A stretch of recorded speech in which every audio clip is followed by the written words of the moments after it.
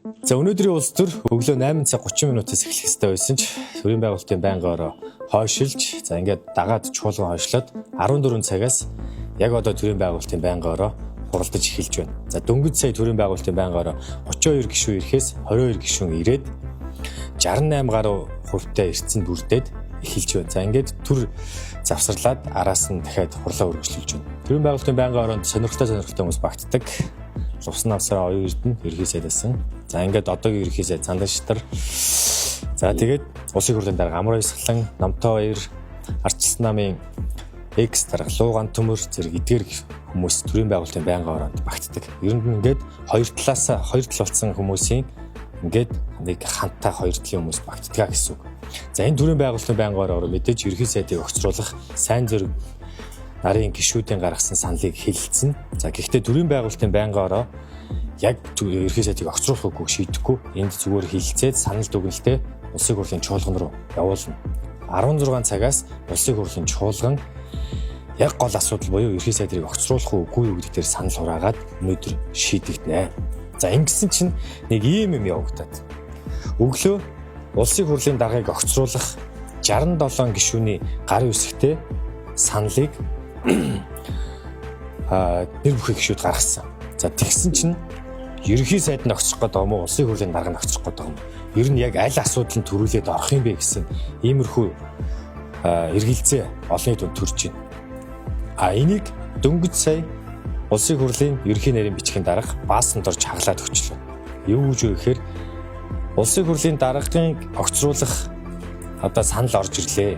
Энийг одоо хэзээ хэлцэх вэ гэж асуусан. Энэ асуултанд баасанд орж ингэж хариулж байна. Улсын хурлын даргын дэрэгдэх зөвлөл гэж байдаг. За энэ зөвлөл хэлэлцээд улсын хурлын даргыг огцруулах энэ саналыг хэдний өдөр хэлэлцэх вэ гэдгийг шийднэ гэж. Тэгэхээр энэ процессын хувьд энэ 7 хоногтой биш, дараагийн 7 хоногтой ч юм уу. Ингээд тэр даргын дэрэгдэх зөвлөлн шийдэх нь байна. Хэдний өдөр хэдэн цагт хэдний чуулганаар хэлцэх юм гэдгийг шийдэх нь. Тэгэхээр эхлээд ерхий сайдыг огцруулах асуудал орох нь.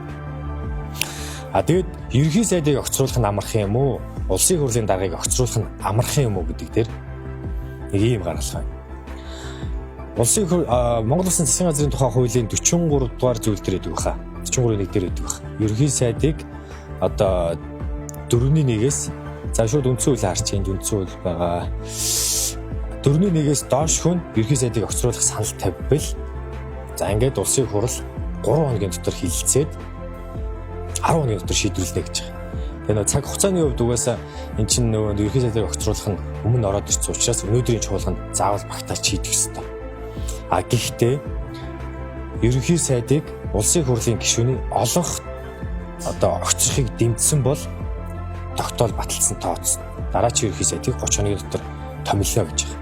Тэгэхээр нийт 126 гишүүний олонх нь ерхий сайдыг огцруулахыг дэмжих юм бол гэж байгаа. Харин улсын хурлын даргаыг огцруулахад яадаг вэ гэхээр яг энэтэй ижилхэн ерөнхийдөө улсын хурлын дарга чөлөөлөх асуудлыг одоо нийт гишүүдийн олонх нь санал гаргасан бол гэж байна. Нийт гишүүдийн шүү 126 гишүүдийн олонх нь санал гаргасан. Тэгэхээр өнөөдрийн нөгөө нэг улсын хурлын даргаыг огцруулах 67 гишүү олонх болоод энэ одоо шаардлагыг хангачиж байгаа. Харин улсын хурлын чуулганаар яаж огцруулах вэ гэхээр улсын хурлын чуулганд хуралдаанд оролцсон гишүүдийн олонхоор дэмжинэ. Тэр хуралдаанд одоо юу гэдэг 50-аас дээш хувийн эрдэнэ бүрдээд 67 энэ нөгөө 67 гишүүн сууж агаад улсын хурлын даргаыг огцруулах юм боломжтой гэсэн үг. Тэгэхээр энэ хоёрын ялгаа нь ерхий сайд болохоор нийт гишүүдийн олонхоор огцорно. Улсын хурлын дарга болохоор тухайн хуралдаанд суусан нийт гишүүдийн одоо олонхоор огцорно гэсэн. Тэгэхээр улсын хурлын даргаыг огцруулах нь илүү амархан гэсэн ерхий сайдыг огцруулахаас. Гэхдээ нөгөө нэг хилцэх асуудлын хувьд ерхий сайдыг огцруулах нь өнөөдөр төрүүлж хэлэлцэгдэнэ. За ингээд ерхий сайд өнөөдөр огцрох юм бол араас нь улсын хурлын даргаыг огцруулах процесс нь өрнөнө гэсэн. Тэгэхээр улс төр улам сонирхолтой болж байна. Яг одоо ордонд улс төр үнэхээр буцаж байна. Өнөөдөр 16 цагаас улсын хурлын чуулган хэлэлцэн. Ингээд энэ чуулган 2-3 цаг хэлэлцээд шийдэгдэхгүй бах. Ерөнхийдөө нэг нэлээд орой сунжрах юм төлөвтэй байна. та бүхэнд эргээд мэдээлэл хүргэнэ.